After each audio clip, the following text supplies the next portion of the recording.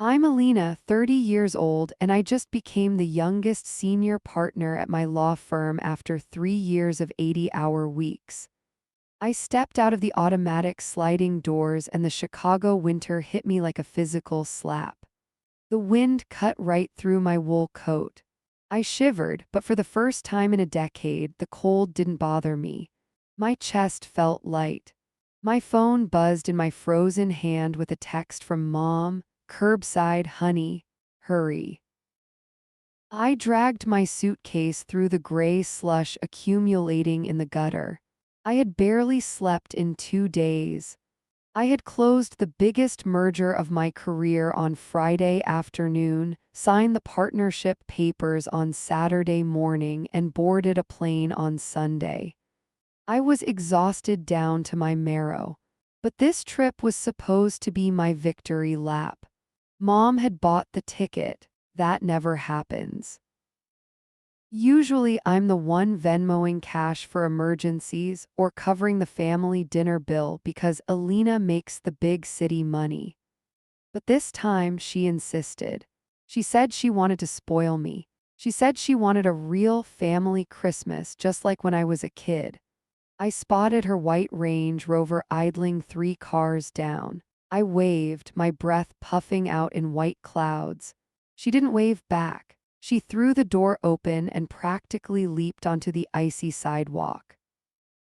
She was wearing her oversized sunglasses, even though the sky was the color of a bruised plum. "Elena," she shrieked. It was too loud.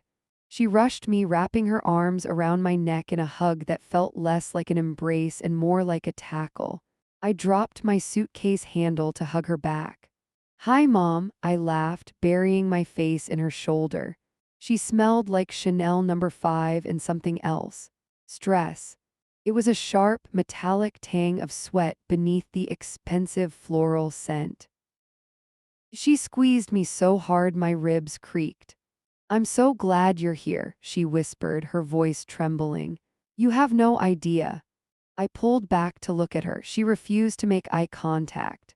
Her eyes were darting around the busy terminal, scanning the other cars, scanning the police officer directing traffic, scanning everything but me. "Mom, you okay?" I asked. She snapped her head toward me, forcing a smile that showed too many teeth. "Perfect, never better, just cold." "Get in the car, Alina, Jesus, you'll catch your death."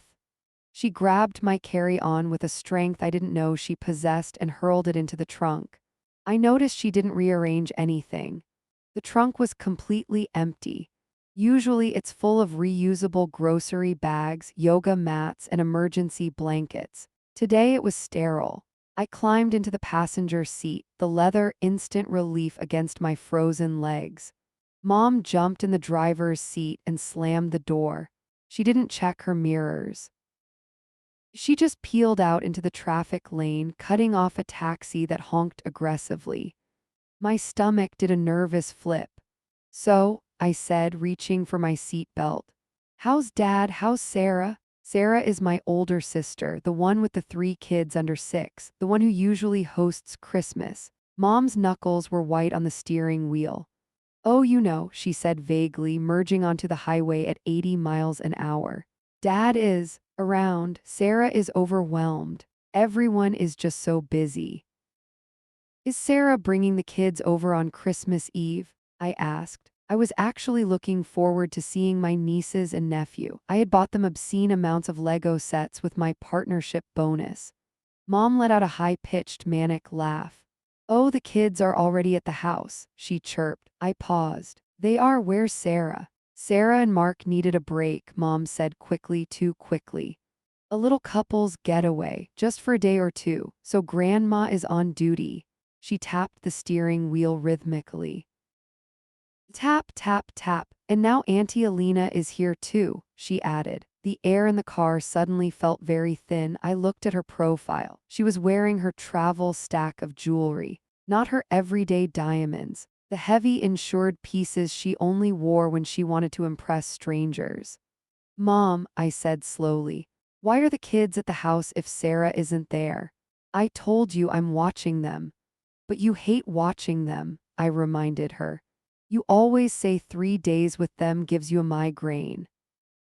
Well, it's Christmas, she snapped.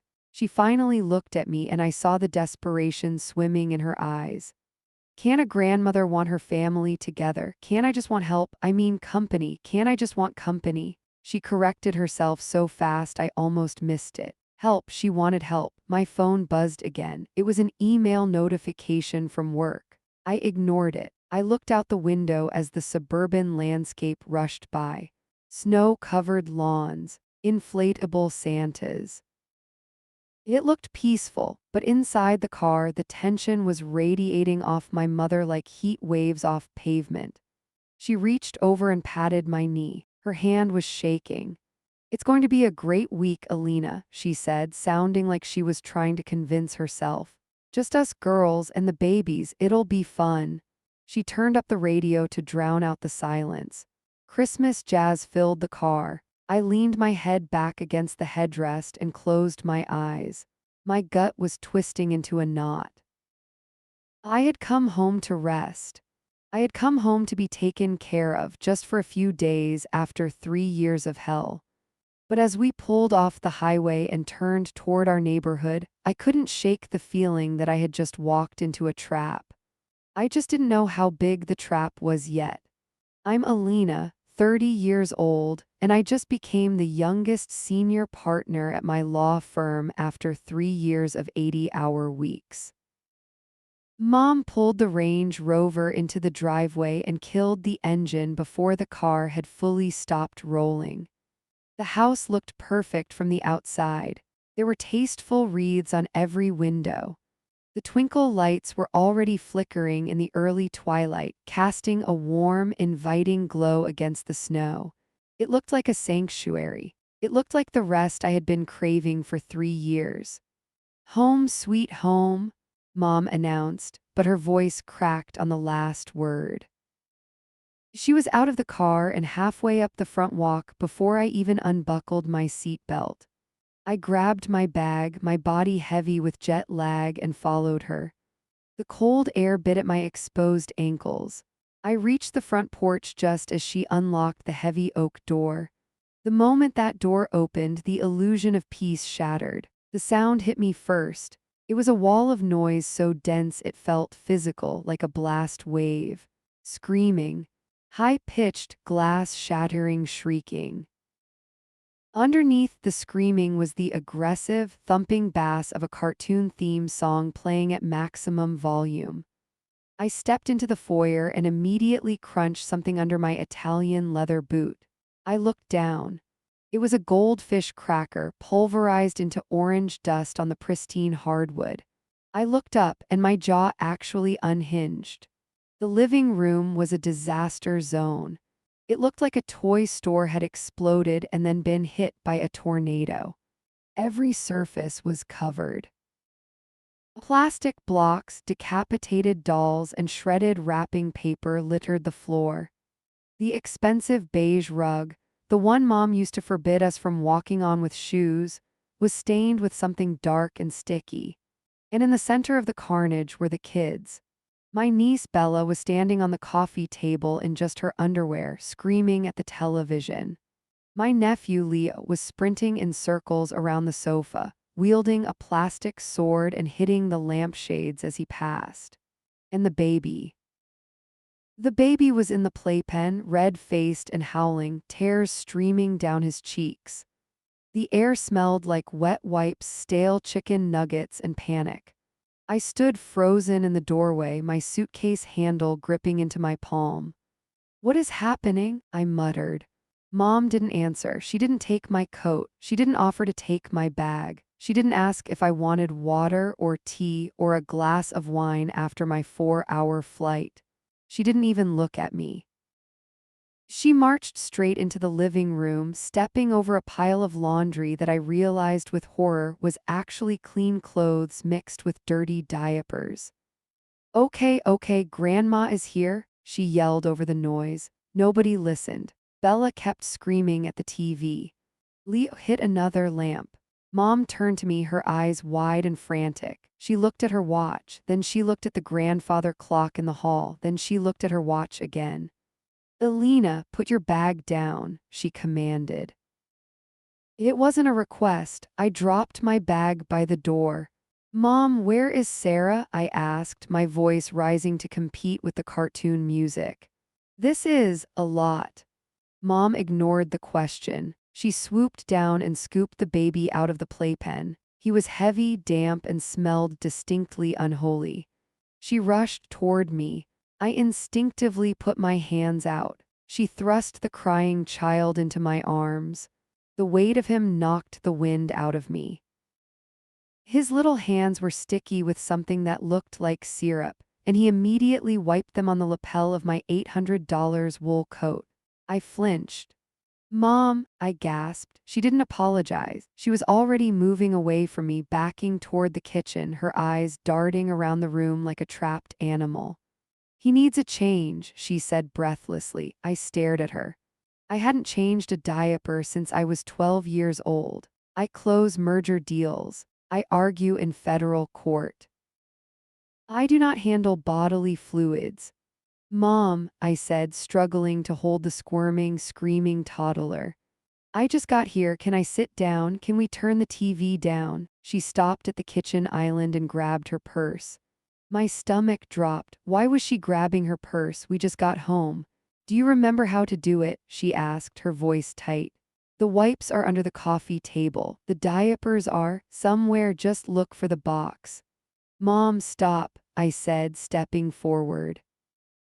"Why are you holding your purse?" She froze. For a second, the mask slipped. I saw pure, unadulterated guilt flash across her face, followed immediately by a hardened resolve. "I have an errand," she said. "An errand," I repeated. "I just walked in the door. You haven't even hugged me properly." "It's an emergency errand," she snapped. She checked her watch for the third time in 30 seconds. "I have to go right now." "But the kids," I gestured to the chaos with my chin because my arms were full of crying baby. "You can't leave me with them. I don't know their routine. I don't know what they eat. Mom, I'm tired." The baby let out a fresh wail right in my ear. My head started to throb. Mom rushed past me back toward the front door. She moved with a speed that defied her age. "It's just for a little bit," she called out, her hand already on the doorknob. "Just hold down the fort. You're smart, Alina. You're a partner. Figure it out." "Mom," I shouted. "There's pizza in the freezer," she yelled back. She opened the door and the cold wind rushed in again, mixing with the smell of dirty diapers. "Love you, be good." And then she slammed the door. I heard the heavy click of the lock. I heard her footsteps running, literally running down the front walk. I heard the Range Rover start up again.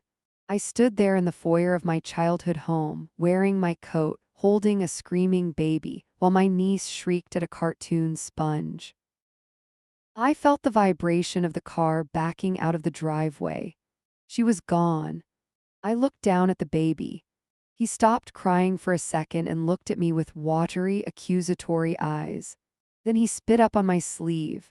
"I'm Alina, 30 years old, and I usually negotiate multi-million-dollar contracts. But tonight I negotiated with a 3-year-old terrorist over a half-eaten chicken nugget." It was midnight before the house finally fell silent. My body felt like it had been run over by a truck. My expensive blouse was ruined, stained with formula and unidentifiable orange grease. My head was pounding with a migraine that no amount of water could fix. I had spent the last 5 hours surviving. I had wrestled Leo into pajamas while he kicked me in the shin. I had cleaned vomit off the expensive beige rug with paper towels and dish soap. I had rocked the baby until my arms were shaking and my back was screaming in protest. And through it all, Mom hadn't come back. She had been gone for hours. "An errand," she had said. I stood in the center of the kitchen, surrounded by the wreckage of the evening. Dirty dishes were piled high in the sink. Toys were scattered across the floor like landmines. The silence was heavy, pressing against my ears after the cacophony of the last few hours. I needed wine. I needed a lot of wine. I walked toward the back of the kitchen, intending to check the wine fridge in the pantry. That's when I saw them. I stopped dead in my tracks, my breath hitched in my throat. Sitting by the back door, tucked neatly into the shadows of the mudroom, was a stack of luggage. Not just any luggage. Brand new, bright pink, hard-shell suitcases. There were 3 of them stacked by size. They looked like giant plastic marshmallows. I stepped closer, my heart starting to hammer a frantic rhythm against my ribs. I reached out and flipped over the leather tag hanging from the handle of the largest bag. My stomach dropped all the way to my feet. The tag had a picture of a hibiscus flower on it. Underneath, in swirling gold script, it read, "Aloha Maui." I stared at the tag. My brain refused to process what I was seeing. Maui? Who was going to Maui? The back door suddenly clicked. I jumped, spinning around. The door swung open, bringing a gust of freezing December wind with it. And then Mom walked in. I felt my jaw physically drop. She was wearing her heavy, down-filled North Face parka, unzipped. But underneath the winter coat, she wasn't wearing a sweater. She wasn't wearing pajamas. She was wearing a floral sundress. It was bright turquoise, covered in yellow pineapples. She was wearing a straw hat, and on her feet my eyes bulged. She was wearing flip-flops in the snow. She closed the door behind her and stomped the snow off her bare heels. She looked up and saw me standing there. She saw me looking at the luggage. She saw me looking at her outfit. For a split second, she looked terrified. But then a switch flipped. Her face smoothed out. A bright, manic smile stretched across her lips.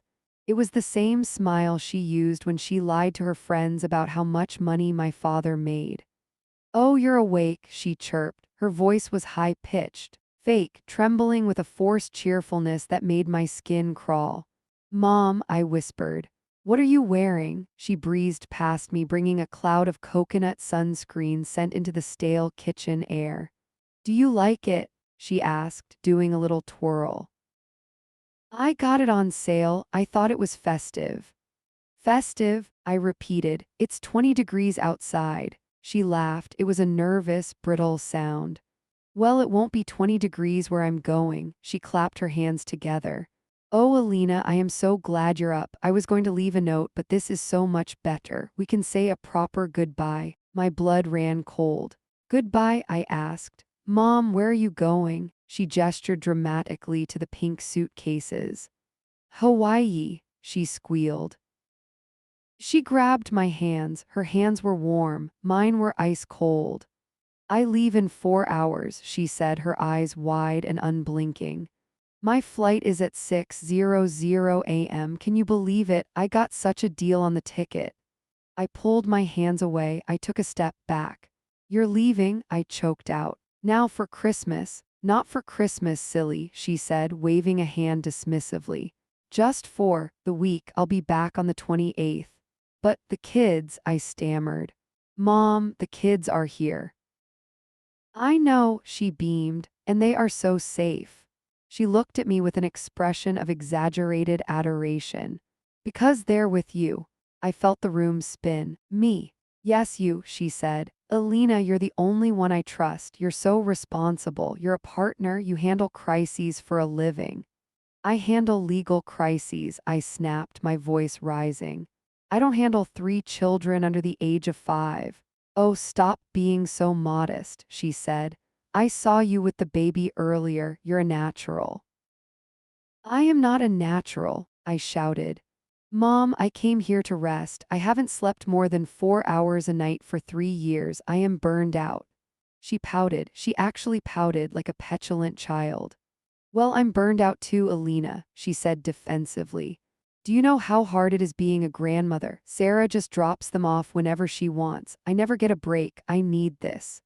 "So you flew me home," I said slowly, the pieces finally clicking together in my horror-struck brain. "You flew me home to be your replacement." No, she gasped. No, not a replacement. She reached out and patted my cheek. Think of it as my Christmas gift to you. I stared at her. Your gift is abandoning me with 3 children? My gift is the chance to bond, she insisted. You barely know your siblings, you're always working, you're always in the city. This is precious time, Alina. You can't put a price tag on family time. She checked her watch. Oh my God, look at the time. The Uber will be here in 10 minutes. Uber? I asked. You're taking an Uber. Well, I can't drive the Rover, she said sensibly. You'll need it for the car seats. She bustled over to the luggage. She grabbed the handles of 2 of the pink cases. Now the fridge is stocked with, well, mostly dinosaur nuggets, but Leo loves them. And the baby's schedule is on the fridge. Somewhere, just follow his lead. He's very communicative. She was leaving. She was actually leaving. I stood paralyzed in the kitchen, watching my mother in her pineapple dress drag her luggage toward the front door. I felt a level of rage I didn't know I possessed. It started in my toes and boiled up through my chest. Mom, you cannot do this, I said, my voice shaking. I will leave. I will get on a plane and go back to New York. She stopped. She turned to look at me. Her face hardened. The cheerful mask dropped completely. You won't, she said coldly. Watch me, I challenged. You won't leave those babies alone in this house, she said. You're too responsible, Alina. You always have been. That's your curse. She opened the front door. The headlights of an Uber cut through the darkness of the driveway. Besides, she called over her shoulder, the fake cheerfulness returning instantly. I already posted on Facebook that you're watching them. Everyone thinks you're a saint. Don't ruin it. She hauled the bags out the door. Aloha, sweetie, don't wait up. The door slammed shut. I was alone. I looked down at my ruined blouse. I looked at the silence of the empty kitchen. I looked at the fridge where a single stained piece of paper was held up by a magnet. It was the baby's schedule. It was 3 pages long. I sank to the floor, put my head in my hands, and for the first time in 10 years, I started to cry. I'm Alina, 30 years old, and while I usually spend my days negotiating hostile takeovers for Fortune 500 companies, tonight I was the one who got absolutely played. The heavy oak door slammed shut at 4:15 a.m., the sound echoing through the hollow, messy house like a gunshot. The noise vibrated through the floorboards and traveled straight up my spine. I scrambled up from the kitchen floor, my knees cracking against the cold tile. I ran to the foyer. I grabbed the brass handle. Locked. She had locked it from the outside with her key before she even made it to the driveway. I threw myself against the frosted glass of the narrow side window. My breath fogged up the pain instantly. I wiped it away with a frantic swipe of my sleeve. I saw them. 2 bright red taillights cutting through the swirling white snow. They belonged to a black SUV that was already halfway down the driveway. It wasn't an Uber. I recognized that dented bumper. It was Gary's car. Her on-again, off-again boyfriend who I was told she hadn't seen in 6 months. She had lied about the Uber. She had lied about everything. I watched the red lights turn left onto the main road. They didn't tap the brakes. They didn't hesitate. They just disappeared into the darkness, swallowed by the winter storm. I was alone. I was completely, utterly alone in a 4-bedroom house that smelled like sour milk and betrayal. Panic clawed its way up my throat.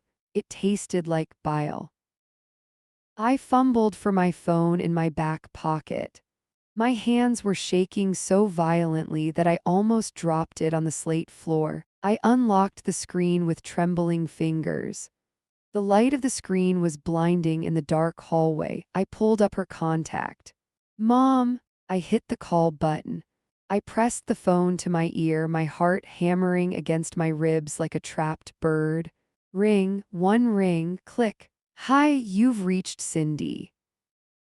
I'm currently living my best life, so leave a message and I'll get back to you when I'm back to reality. Namaste." Her voice was chirpy, carefree, it mocked me. I hung up and dialed again. Maybe the signal was bad, maybe she accidentally hit the ignore button. I hit call, straight to voicemail. Not even a single ring this time. I stared at the screen, my brain struggling to comprehend the technology. I went to send a text. "Mom, turn the car around right now, or I swear to God I will." The message failed to send. A little red exclamation point appeared next to the bubble. "Not delivered." I tried again. "Not delivered." I felt the blood drain from my face. She hadn't just left. She had blocked me. She had planned this down to the minute. She knew I would call. She knew I would scream. She knew I would try to guilt her into coming back. So she cut the line before the negotiation could even begin. I lowered the phone slowly. My arm felt heavy, like it was made of lead. I looked around the dark foyer. The house, which usually felt familiar and comforting, suddenly looked like a haunted cavern. Shadows stretched long and thin across the walls. The grandfather clock in the hallway ticked loudly. Tick tock, tick tock. It sounded like a countdown. I looked up the staircase. The darkness at the top of the stairs felt heavy, pressing down on me. Up there, 3 children were sleeping. Leo, the 3-year-old terrorist. The baby, whose name I was pretty sure was Noah, but honestly I was too panicked to be certain. And Sarah's daughter, who screamed at sponges. They were asleep now, but they wouldn't be asleep forever. According to the schedule on the fridge, the baby woke up at 5:30 a.m. I checked my watch, 4:20 a.m. I had 70 minutes. 70 minutes of silence before hell broke loose. I walked back into the kitchen. My footsteps sounded too loud on the hardwood. I looked at the mess surrounding me. The pile of dishes in the sink looked like a mountain range of grease and ceramic. The puddle of formula on the floor had started to get sticky. The air was cold. The heating system in this old house was garbage, and with the draft from the back door she had left open earlier, the temperature was dropping fast. I shivered. It wasn't just the cold. It was the shock. I wrapped my arms around myself, feeling the crusty texture of the vomit stain on my silk sleeve. "She's not coming back," I whispered to the empty room, my voice cracked. "She actually went to Hawaii." I thought about the pink suitcases. I thought about the pineapple dress. I thought about the look in her eyes when she said, "That's your curse." She was right. That was the sickest part of it all. She knew me better than I knew myself. If I were her, I would leave. If I were her, I would call Child Protective Services, leave a note, and drive my rental car back to the airport. But I wasn't her. I was Alina. I was the fixer. I was the one who stayed late to finish the group project. I was the one who paid the bail. I was the one who made sure the paperwork was filed. I looked at the car keys sitting on the counter. My rental car keys. I could leave. I could walk out that door right now. I could get in my car and drive away. The kids would wake up alone. They would cry. They would be hungry. They might fall down the stairs. I squeezed my eyes shut. A tear leaked out and tracked a hot line down my freezing cheek. I couldn't do it. I physically couldn't do it. My conscience was a heavy chain wrapped around my ankles, bolting me to this linoleum floor. She had weaponized my own morality against me.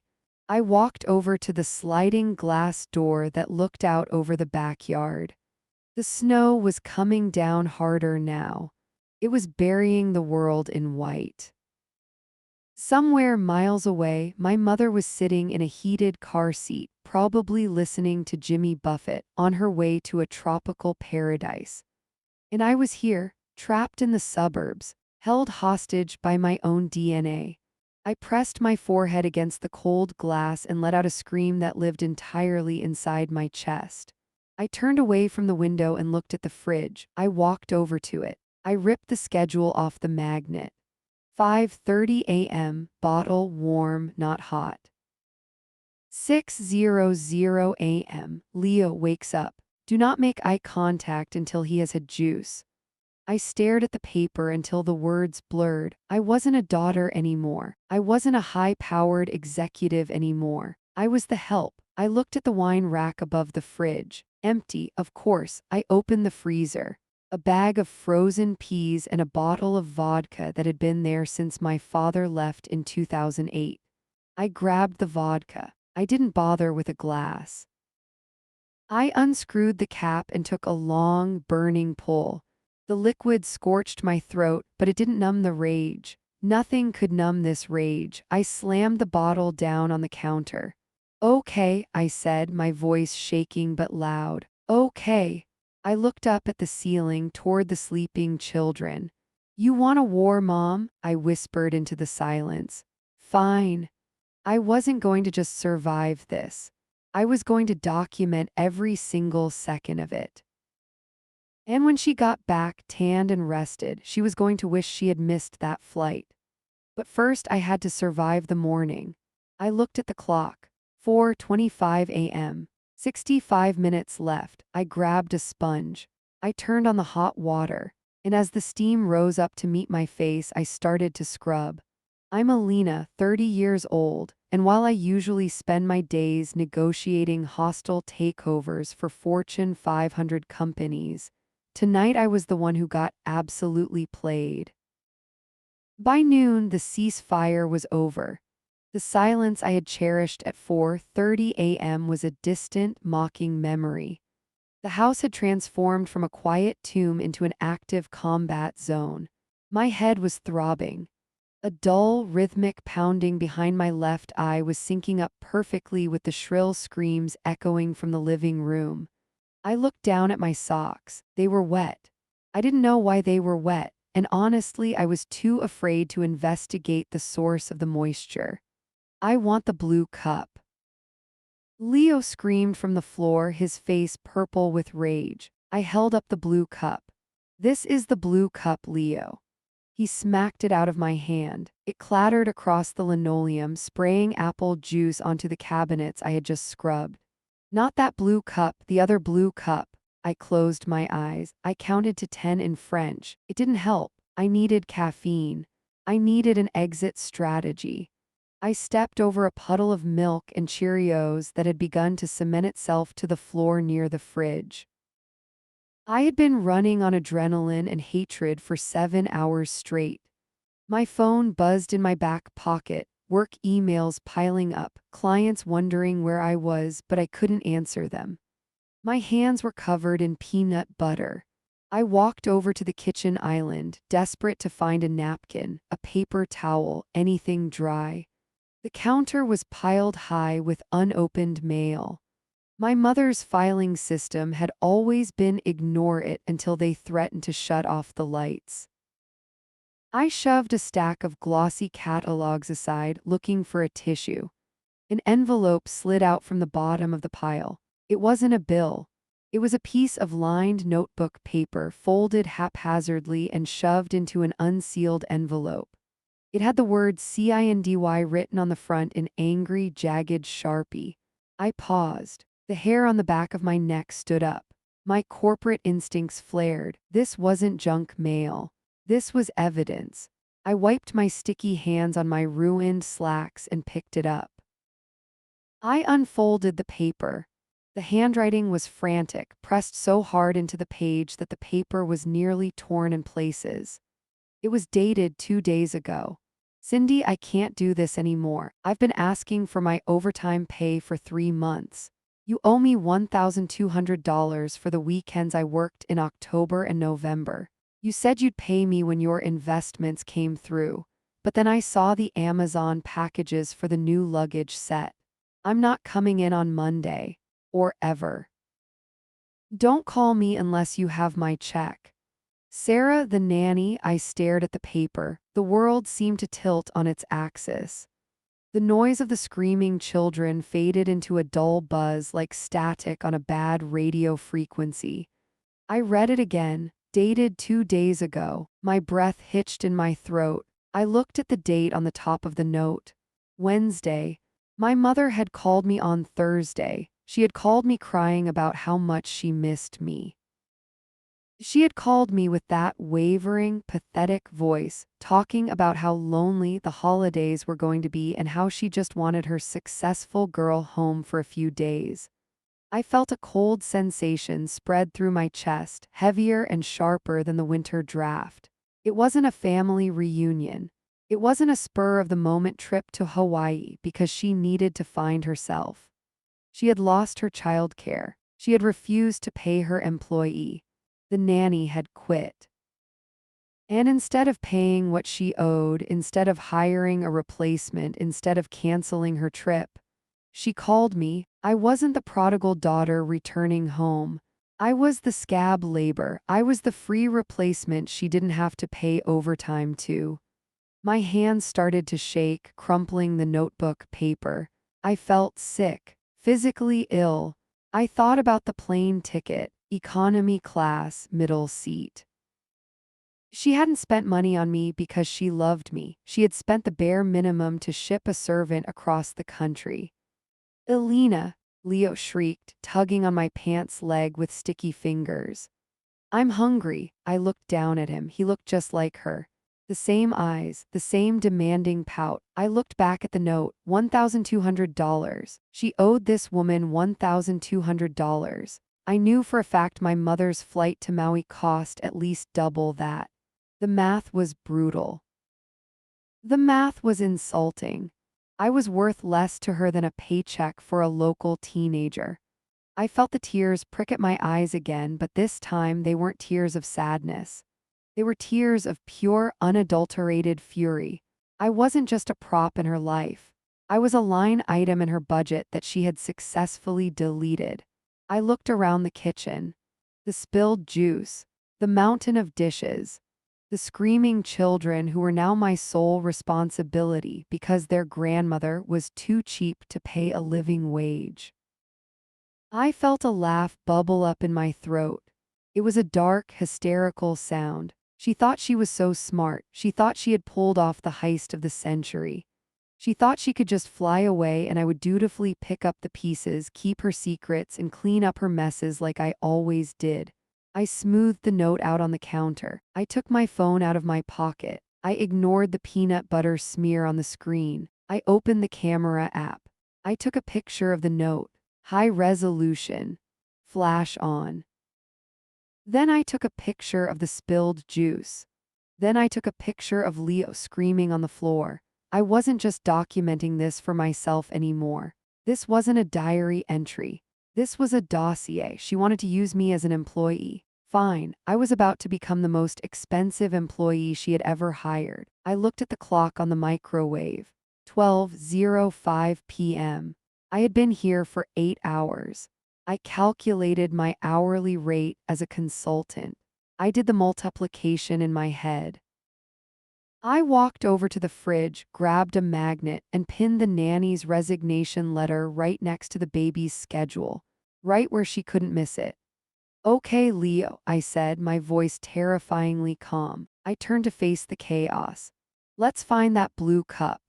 The realization settled in my gut like a stone. I wasn't leaving, not yet. I was going to survive this. And when she came back, I was going to present her with an invoice that would make her wish she had just paid Sarah the $1,200. But for now, I had to clean up the milk. Because unlike my mother, I couldn't just walk away from a mess I helped create. Even if the mess was my own family. I grabbed the mop. My grip was so tight my knuckles turned white. Let the games begin. I'm Alina, 30 years old, and while I spend my life protecting corporate assets from hostile takeovers, I failed to protect my own bank account from the one person I thought I could trust. The glue was stubborn. It was a hardened, glittery paste that Leo had smeared across 3 square feet of the hardwood in the hallway. My fingernails were raw. I had been scraping at the mess for 45 minutes. My knees were screaming in protest against the hard floor. The smell of lemon-scented cleaning chemicals was making me lightheaded. From the living room, the television blared the theme song to Paw Patrol for the 18th time. It was the only thing keeping the boys from tearing the drywall down. I sat back on my heels, wiping sweat from my forehead with the back of my wrist. My stomach growled. A deep, hollow sound that echoed in the empty hallway. I hadn't eaten a real meal since the airport pretzel yesterday. The fridge was still a wasteland of condiments and frozen vegetables. I needed to order groceries. I needed actual food or I was going to pass out before bedtime. I pulled my phone out of my pocket. My fingers were stiff from gripping the scraper. I unlocked the screen. I opened the delivery app. I started adding things to the cart with a manic desperation. Frozen nuggets, milk, wine, bread, apples that would inevitably rot in the bowl. I hit checkout. I selected the payment method.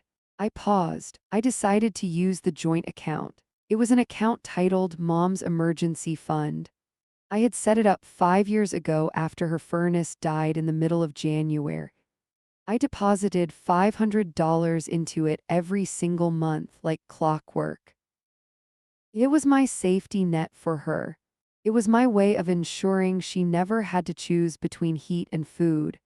It was supposed to have a balance of nearly $12,000. I tapped the card on the screen. Payment declined. I frowned. I tapped it again. Payment declined. My heart did a strange little flutter in my chest. That wasn't right. Maybe the bank flagged it because of the location change. I switched apps. I opened my banking dashboard. Face ID scanned my tired, makeup-free face. The little loading circle spun. It spun for what felt like a lifetime. Then the numbers populated. My breath stopped. I blinked hard, sure that the cleaning fumes were causing hallucinations. I looked again. Balance $42.18. The world went silent. The Paw Patrol theme song faded into a distant hum. My blood turned to ice. I felt a physical drop in my stomach, like I had just missed a step on a tall staircase. I tapped on the transaction history. My hands were trembling so badly, I almost dropped the phone onto the glue-covered floor. I scrolled down.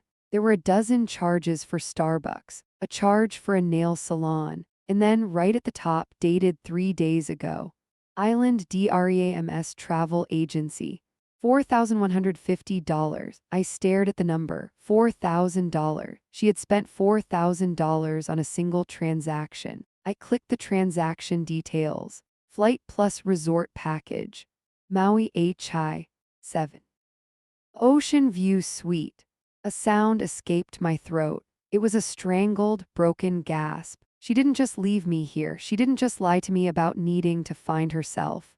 She stole my money to do it. I looked around the hallway. I looked at the dried glitter glue I had been scraping off the floor like a maid. I looked at the wet socks on my feet.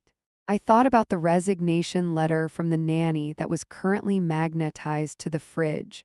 She owed Sarah $1,200. She claimed she was broke. She claimed she couldn't pay the help. But she had $4,000 of my hard-earned money to blow on a tropical vacation. She had raided the emergency fund, the fund meant for broken bones and burst pipes. She drained it to sip my ties while I raised her children. I felt a heat rise up my neck, hot and violent. This wasn't just irresponsibility. This was theft. This was a calculated financial ambush. She knew I was coming. She knew she was leaving.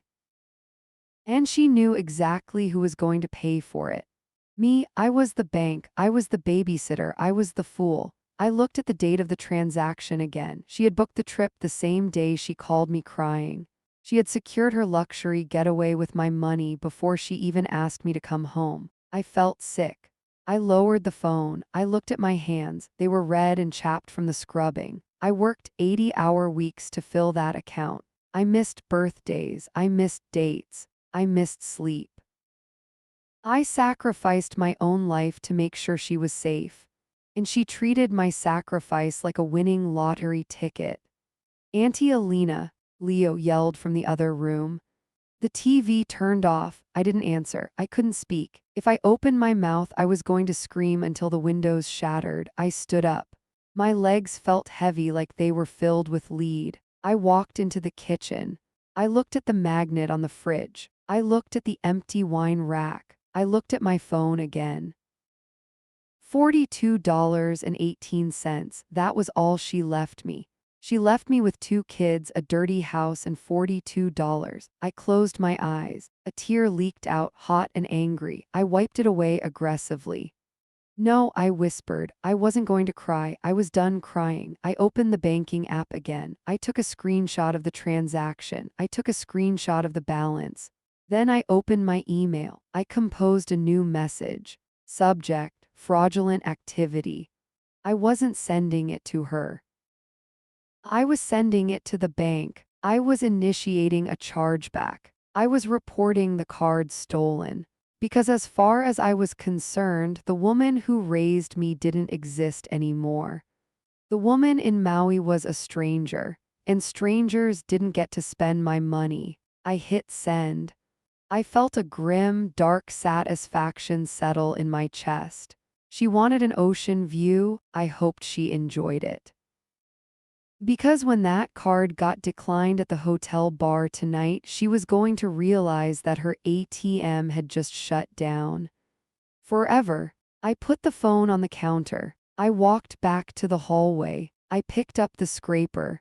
I attacked the glue with renewed vigor. Every scrape was a promise. Every chip of dried glitter was a countdown. She thought this was a vacation. I was about to turn it into an eviction. I'm Alina, 30 years old, and while I can spot a fraudulent invoice from a mile away, I couldn't spot the lies my own mother sold to our entire family until it was too late. The house had finally gone quiet around midnight. I was sleeping on the couch. I didn't want to sleep in her bed. I didn't want to be anywhere near her things. I had passed out from sheer exhaustion, the kind of bone-deep fatigue that makes your limbs feel like they don't belong to you. My phone was clutched in my hand, the screen displaying the confirmation email from the bank regarding the fraud report. I was dreaming about spreadsheets. Safe, predictable spreadsheets. Then the screaming started. It wasn't the angry, demanding scream of a toddler who wanted a cookie. It was a high-pitched, terrifying wail that sliced through the silence of the house like a siren. I jolted awake. My heart hammered against my ribs. I scrambled off the couch, tangling my legs in the blanket, and sprinted down the hallway.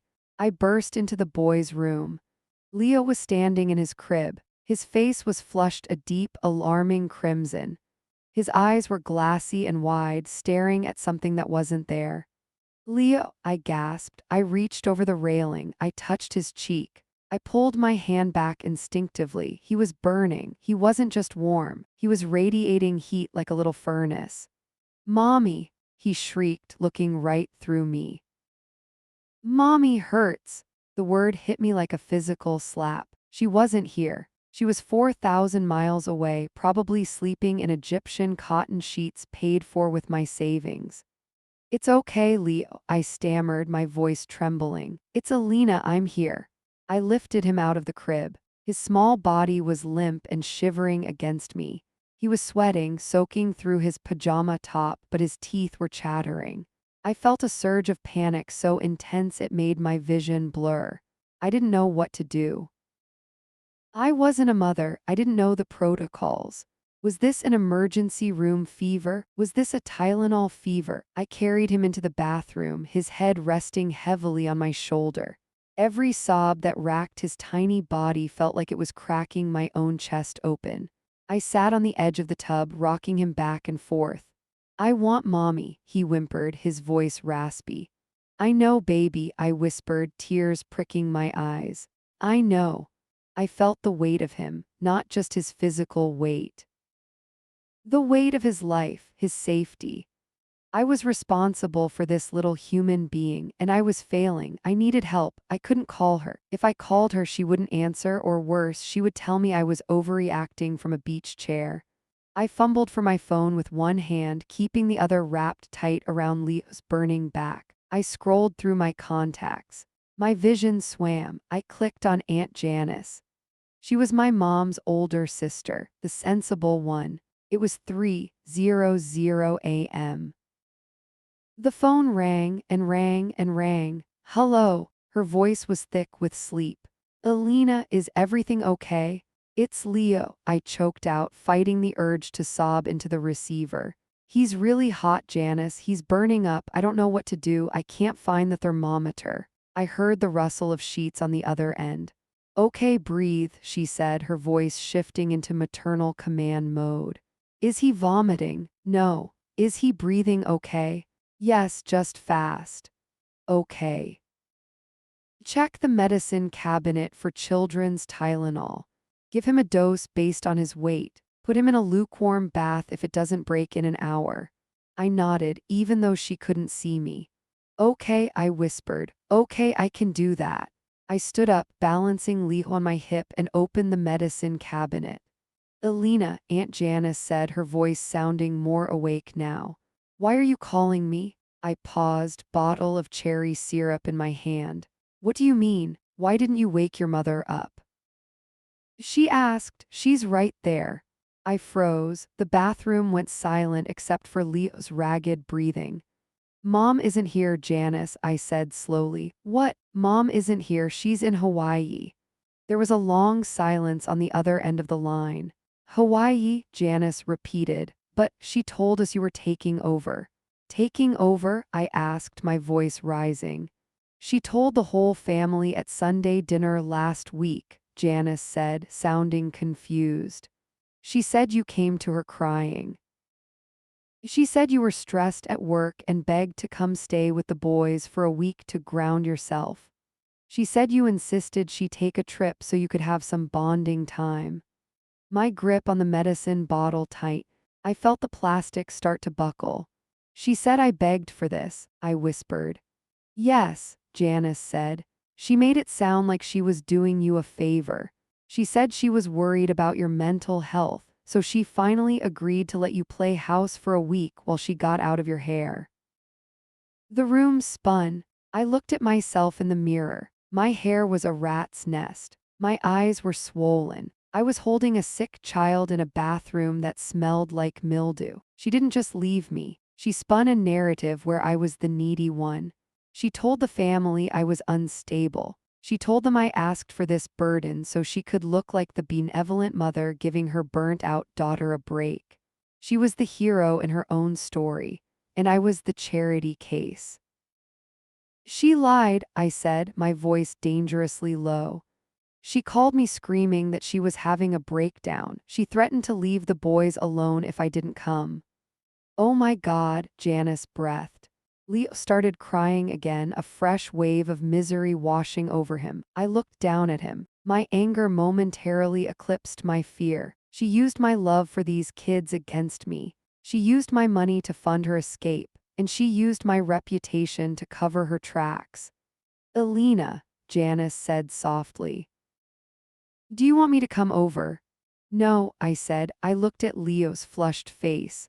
I wasn't the charity case. I was the only adult left in the room. I can handle it, I said. But Janice? Yeah, don't tell her I called, not yet. I hung up the phone. I measured the medicine. I fed it to Leo. I held him while he cried, rocking him until his skin started to cool and his breathing slowed. But as I sat there on the cold tile floor, the fire in my own blood was just getting started. She thought she had played me perfectly. She thought she had covered all her bases, but she forgot one thing: I wasn't just her daughter anymore. I was the woman holding the evidence. And when morning came, the whole family was going to know exactly who needed a mental health break. I kissed Leo's forehead. Go to sleep, buddy, I whispered into the dark. I wasn't sleeping tonight. I had a family group chat to blow up. I'm Alina, 30 years old, and I used to think rock bottom was being broke.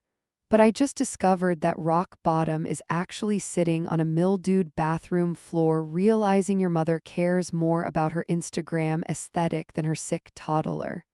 The house was finally silent. Leo was asleep. The medicine had kicked in about 20 minutes after I hung up with Aunt Janice. His breathing had evened out. His skin was no longer radiating that terrifying, dry heat. I had carried him back to his crib, tucking the blanket around him with hands that were still trembling. Now I was sitting on the floor of the hallway. My back was pressed against the wall. My legs were pulled up to my chest.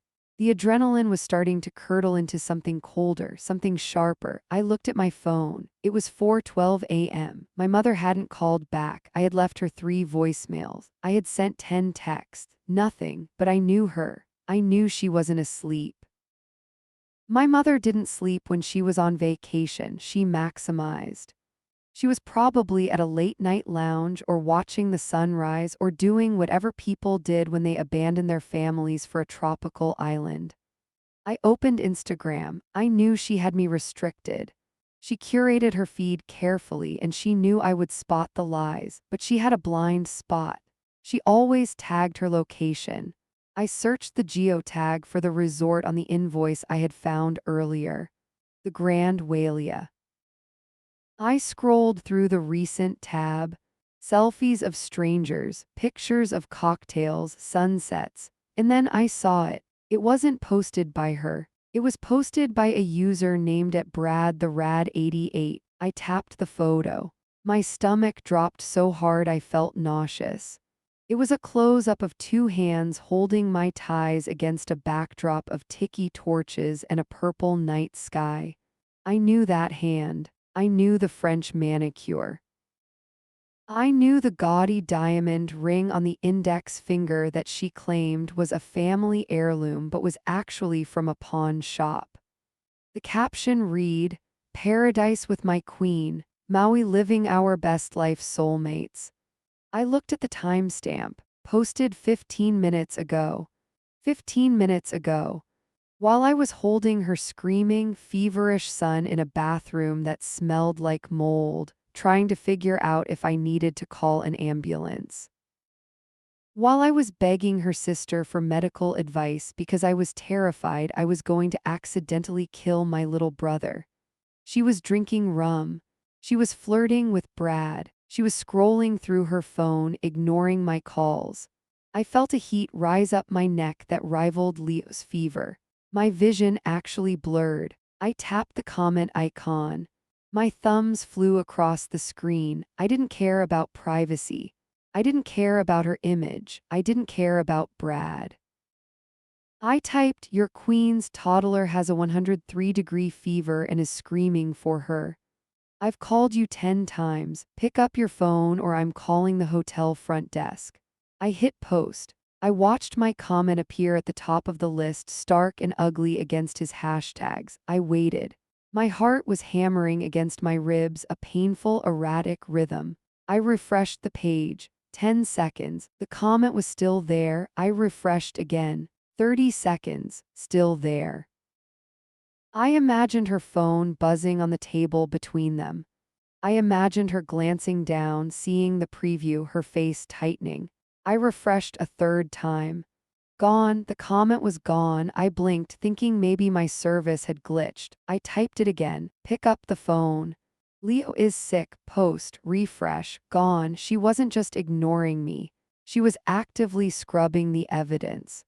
She was sitting there, sipping her drink, deleting my pleas for help so that Brad wouldn't see them. So that her fantasy world wouldn't be punctured by the reality of the children she left behind. I want to type a 3rd comment, my fingers shaking so hard I could barely hit the keys. Then a notification dropped down from the top of my screen. A text message.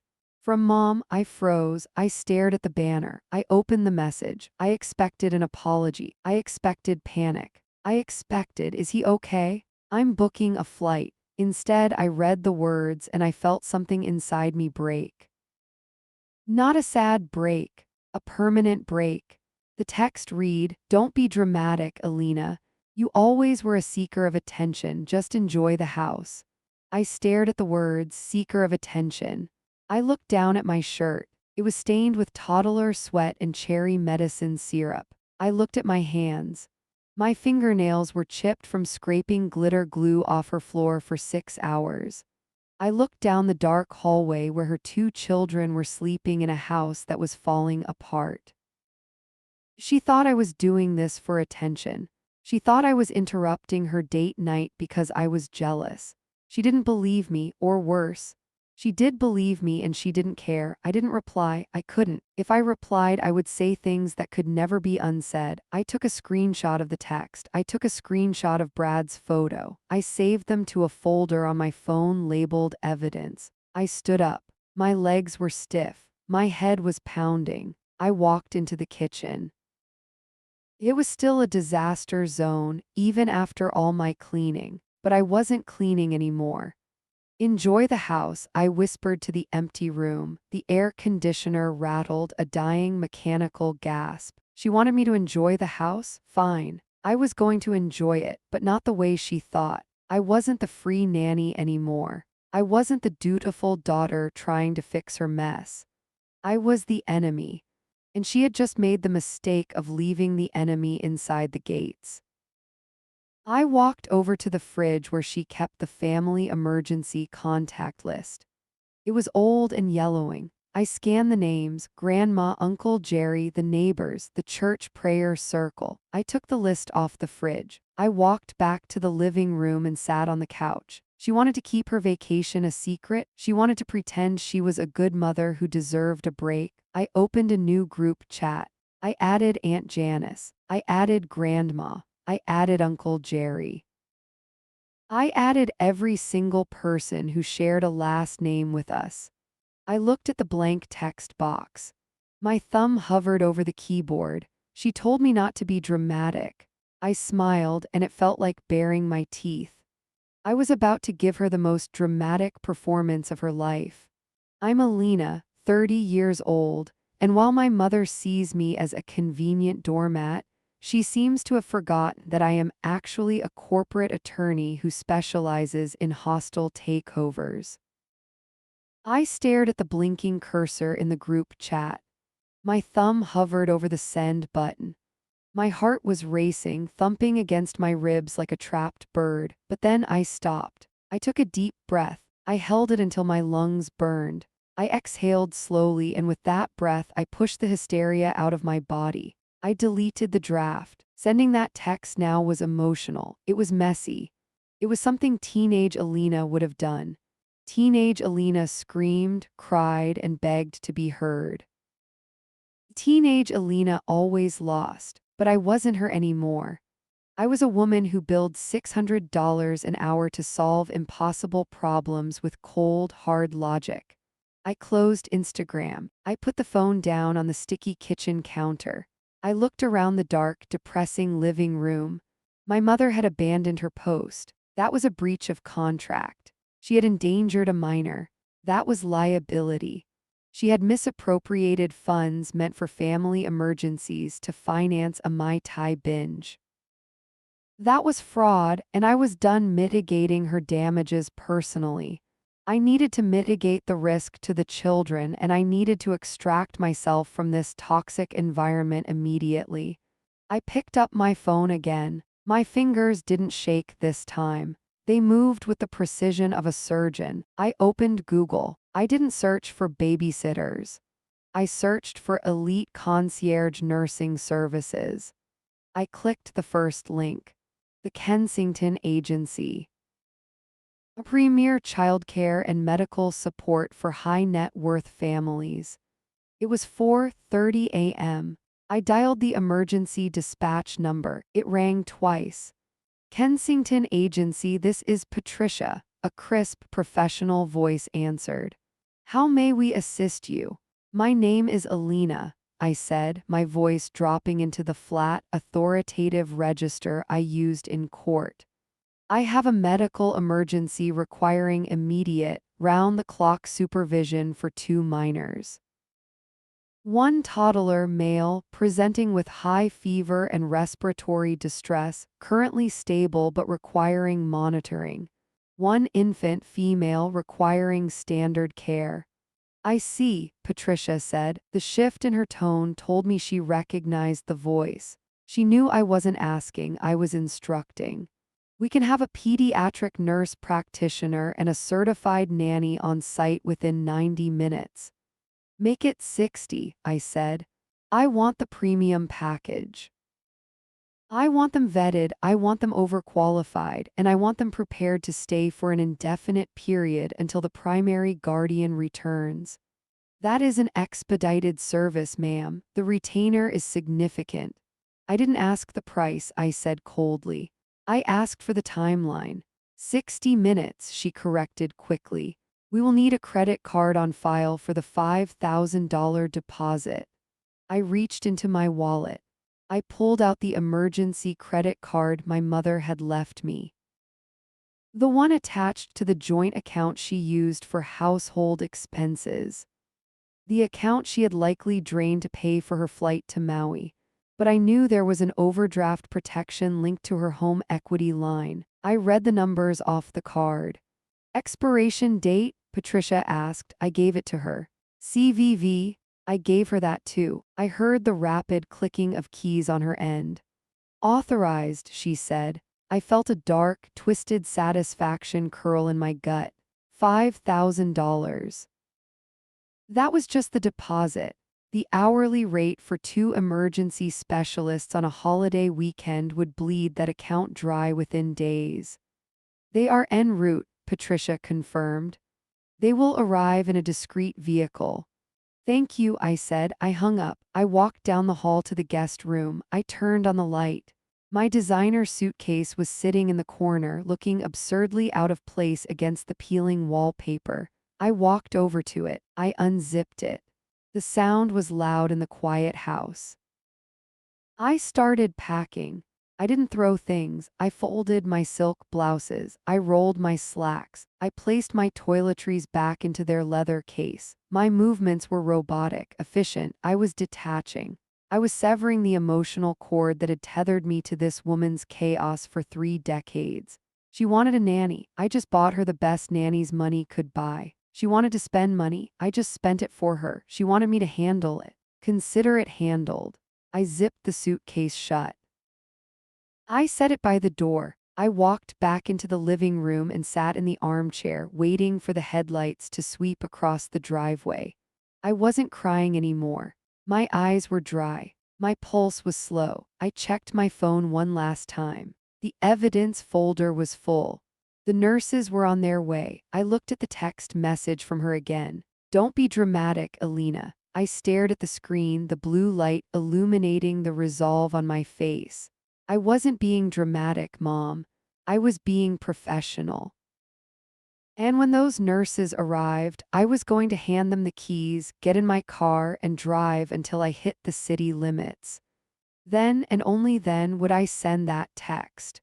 But it wasn't going to be a plea for help anymore. It was going to be a notice of resignation. I'm Alina, 30 years old, and after 30 years of being the family doormat, I have finally promoted myself to the role of CEO of my own life. I sat on the balcony of the Four Seasons, wrapped in a plush, heavy robe that smelled of lavender and expensive detergent. The air was biting cold. Snowflakes drifted down from a slate-gray sky, landing silently on the black iron railing. They melted instantly against the metal. 20 miles away, my mother's house was likely chaotic, but it wasn't my chaos anymore. I took a sip of the black coffee in my hand. It was hot, bitter, and perfect. I looked back through the glass sliding doors into my room. The bed was made with crisp white linens. There were no sticky handprints on the walls. There were no screaming toddlers. There was just my laptop sitting open on the small mahogany desk, the screen glowing softly in the dim light. I walked back inside. The carpet was thick under my bare feet. I sat down at the desk. I cracked my knuckles. It was time to close the deal. I brought up the email draft I had been composing in my head for the last hour. The recipient field was already filled, Mom. The subject line was simple, status update and invoices. I looked at the first attachment. It was the receipt from the Kensington agency. I had watched them arrive at the house 3 hours ago. It was a beautiful sight. A black SUV had pulled into the driveway at 5:30 a.m. sharp. Two women had stepped out. They wore navy blue scrubs and looked like they could run a field hospital in a war zone. Patricia, the woman on the phone, hadn't lied. They were elite. I had met them at the door with a typed dossier of the children's medical needs, schedules, and allergies. I handed over the keys. I handed over the responsibility. The mother is in Hawaii, I had told the lead nurse, a woman named Sarah who looked like she took 0 prisoners. She will be uncontactable. You are to stay until she returns. Charge everything to the card on file. Sarah had just nodded. Go get some sleep, Ms. Alina, she had said. We have it from here. I had driven away without looking back. I didn't cry in the car. I didn't blast music. I drove in silence, listening to the hum of the engine, feeling the tension drain out of my shoulders like water from a cracked vase. I checked into the hotel at 6:30 a.m. I ordered room service. And then I checked my bank account. That was when the final severing happened. I looked at the second attachment on my screen now. It was a PDF scan of a police report. Case number 89204. When I logged into my banking app this morning just to ensure I had enough for the hotel deposit, I saw it.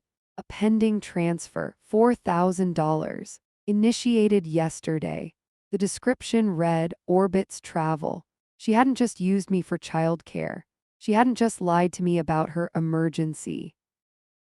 She had used my routing number, the one she had on file from when I helped her set up her direct deposit last year to pay for her flights. She stole from me to abandon her children with me. The audacity was so breathtaking I actually respected it for a split second. It was a move so bold, so narcissistic, it belonged in a textbook. But she forgot who she raised. She forgot she raised a lawyer. I didn't call her to scream. I didn't text her to ask why. I called the precinct. I reported the theft. I flagged the transaction as fraudulent with my bank. Her flights were about to be canceled mid-trip. Her return ticket would be voided. And when she landed, she wouldn't just be facing a childcare bill. She would be facing a felony inquiry. I looked at the body of the email.